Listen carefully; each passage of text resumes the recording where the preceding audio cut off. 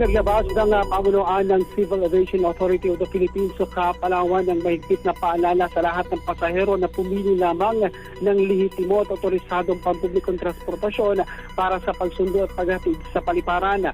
Ayon sa CAAP Area Center 4 ang mga lehitimong transport service ay nagtitiyak ng malinaw at reguladong pamasahe, professional at magalang ng mga driver at ligtas at siguradong bumiyahe mula sa kanilang patutunguhan hanggang sa maihatid. Sa pagpili muna ng mga otorisadong transport provider, hindi lamang na umunaw sinisiguro ng mga pasahero ang kanilang kaligtasan at kaginhawaan. Nakakatulong din ang mga ito sa inisyatiba ng paliparan na mapanatili ang maayos at patas na sistema ng transportasyon para sa lahat. Dagdag pa natit na ahensya na hanapin ang mga sasakyan na opisyal na marka at otorisadong airport transport IDs.